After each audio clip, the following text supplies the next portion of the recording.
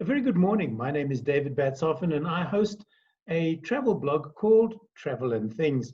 And this morning I'm wearing my FGASA hat, so to speak, while I chat with the managing director of FGASA, that's Michelle du Plessis. Michelle, good morning. Welcome to you. Good morning, David. Nice to be chatting again. Thank you. It's always good to talk to you, and I see you're in the office today rather than at home. So slowly getting back into the spirit of things, hopefully. Yes, definitely.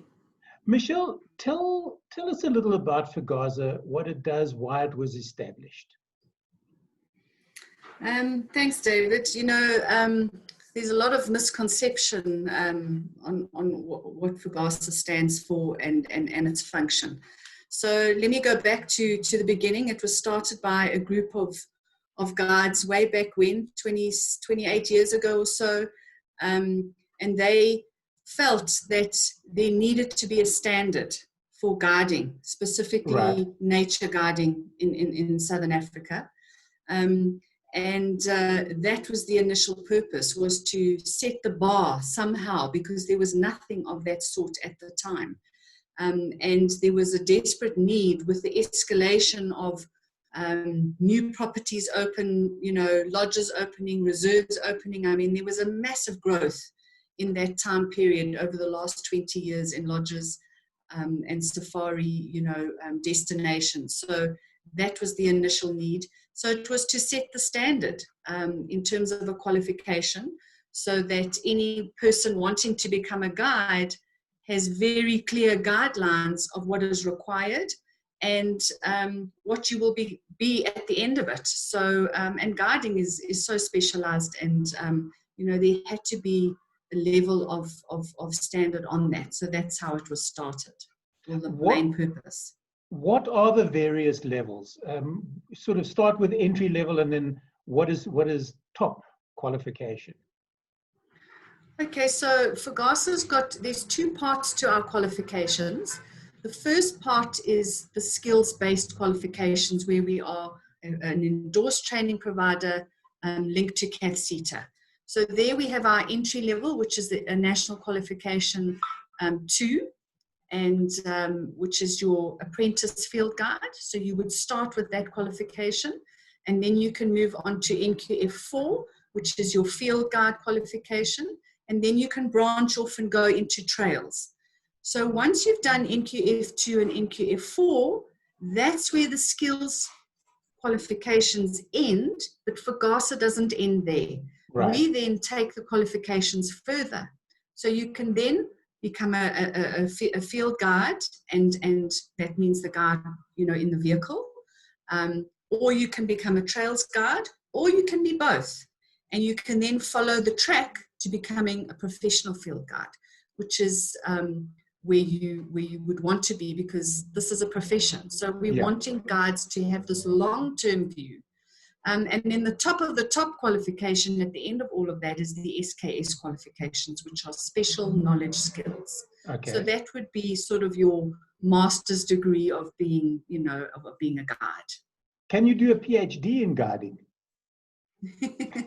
Well, I guess you could. You know, we haven't got to calling it that, but we have so many specializations that guides have just really, you know, our top mentors and our top guides that have been with us all this time have developed really specific niche qualifications. For example, wildflowers, the birding, you know, those kind of specialists, where any guide that is really interested in that can go that route.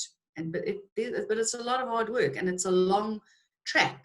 Yeah. Because FGASA is, remember, once you've done your skills with CATSETA, it's then experience-based.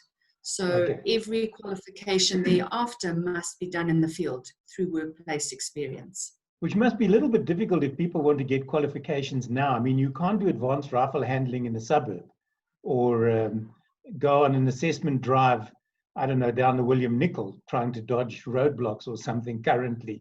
That would all have to wait once this has all been lifted and we've gone back to some sort of definitely. normality. I mean, it's put a lot of pressure, obviously, on our training providers.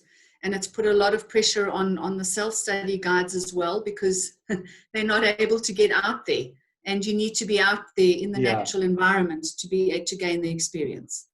Michelle, is there a minimum age entry and also a maximum age? I mean, if some guy got hold of you and said, look, I'm 75, I've retired now, I think I would like to learn a new skill, could I become a member of FGASA? Look, we don't stop anybody from wanting to follow their passion. So if there was someone who was in good nick and wanted to do this qualification in their 70s, absolutely they could.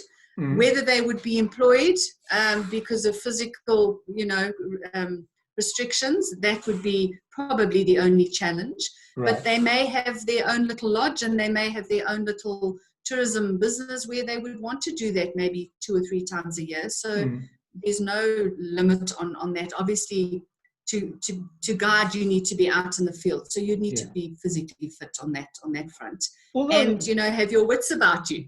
So enough. That's all in good nick. Then there's no stopping anybody. I mean, I go back some years. I met a guide who is missing an arm. Yet he was able to drive. I'm not too sure of how he'd handle a rifle with only one arm, but he was employed by a lodge, a very knowledgeable fella, and didn't let the missing arm get in his way at all. And none of the guests sort of went, ooh, oh, hang on a second, I'm not getting into a vehicle with a guy who's got to steer and change gears with the same hand. No, there's lots of lodges that make accommodations for that, and even we have some lodges where you'd have a guide who's not driving but could be in the passenger side. So they accommodate all sorts. And then in terms of the minimum age, we like 18 definitely, because there's a track in terms of your license and being able to drive guests, get your PDP. You can only do that at 21. So there are some parameters there. Michelle, with that in mind, I know that South Africa is 21 for a PDP, but if you go north of our borders, there's several African countries that will allow you to drive at a younger age. Does that mean that your FGASA qualifications are also recognized further up in Africa? They definitely are. I mean, we are very thrilled, where FGASA has been taken. And primarily through guides that have been qualified here, that have worked here, that have now spread their wings and gone into Africa. That's kind of how it's developed. And largely in the private sector. We haven't formally been adopted in terms of government in any any country. But the private sector and operators within those countries have said, hang on a minute, we know this is the standard, it's a good standard. We're not going to reinvent the wheel. Let's adopt that standard. So there are many, many FGASA guides across Southern Africa and, in most of the SADC countries. But again, it's a choice of the operator or the private, lodge or concession that has made that the standard, in addition to the government standard, which would be the requirement anyway. Yeah. You end up with lots of badges on your shirt. Looks very impressive, I should imagine. Yeah. During the course of the week when I set this up, I've had people come back to me, send me text messages going, what does FGASA give us? We know what we give you in terms of subs and that, but what does FGASA give us at the end of the day? I'm glad you're asking that question, David, because and you're always going to have it. You're always going to have those that feel that there's no return from us or exchange from us. What members need to understand is that when they become a member, they're doing it for 2 reasons. The main reason is to get your qualification, and to be given on a very clear path your career in terms of being qualified. So by that, I mean, when you decide to become a guide and you go and do your entry level, we track you. We track your entire career. Remember, it's experience-based. Yeah. We enforce logbooks. We enforce the admin that is needed to keep your track going. And And so should anything happen along the way, we can prove to anybody, listen, A, you've been trained correctly, and B, you have a recognized qualification. Yeah. And with that track, so, you start off as an apprentice and you work your way up to a professional field guide. That takes many years. FGASA tracks you.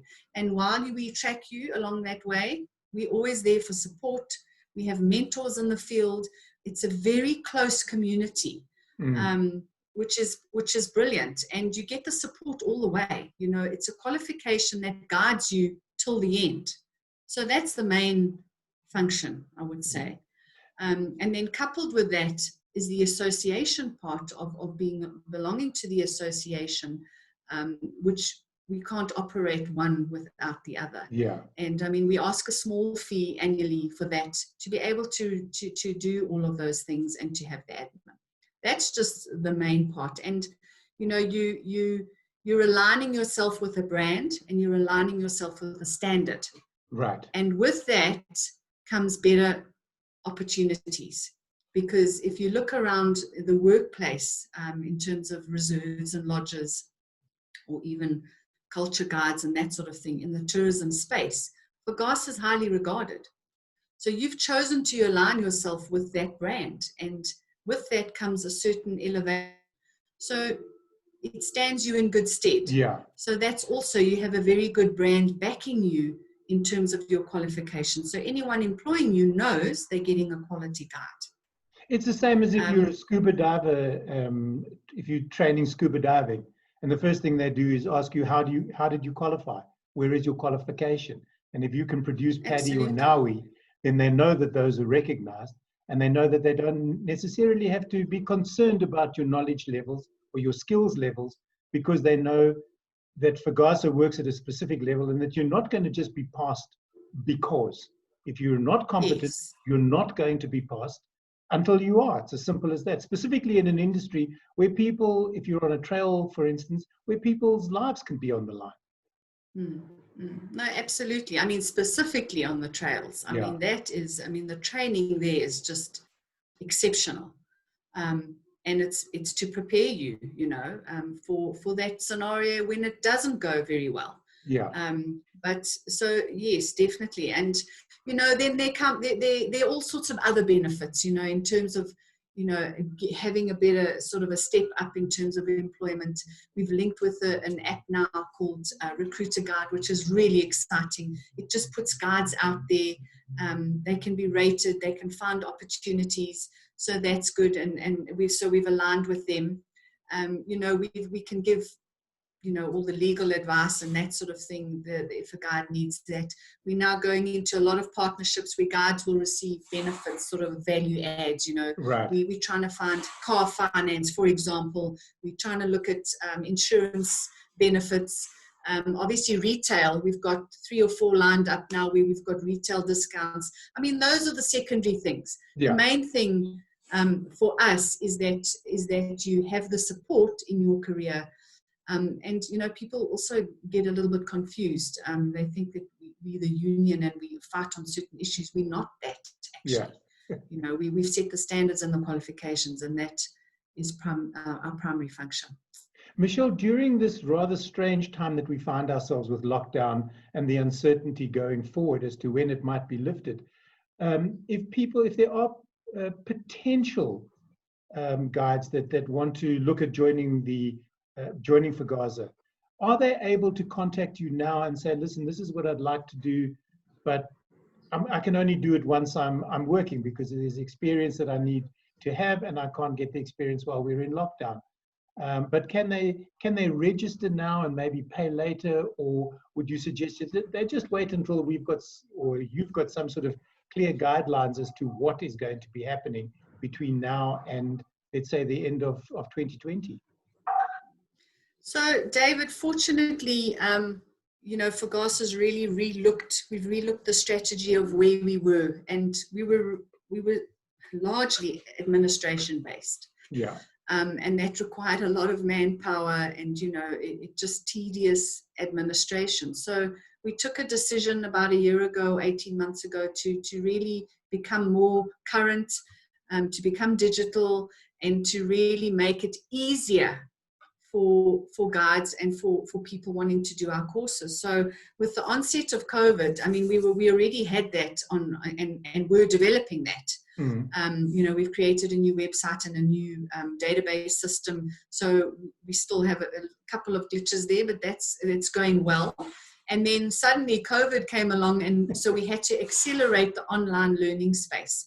So anybody that's interested in following this career right now can start right away. They can go onto our website, register for the online course. So that'll cover the theory.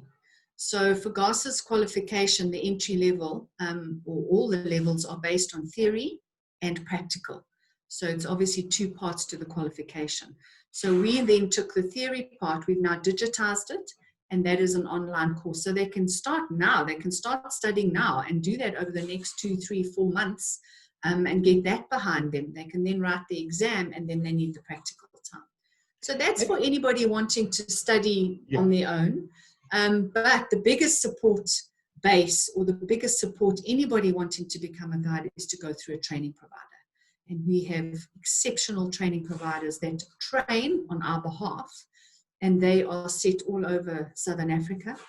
And so you would then, they are also offering the online courses under our criteria, and then you would then link up and do the practical with them afterwards. So that's kind of how we've structured it at the moment. So it's theory now, practical later. Okay, something to look forward to. Absolutely.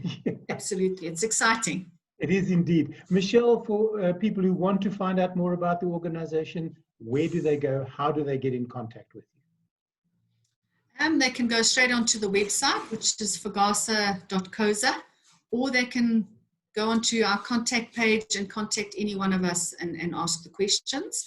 Our offices are operating, so we can assist. Great stuff. Michelle du Plessis, who's the Managing Director for FGASA, thanks very much for joining me on In Conversation With. Thank you, David.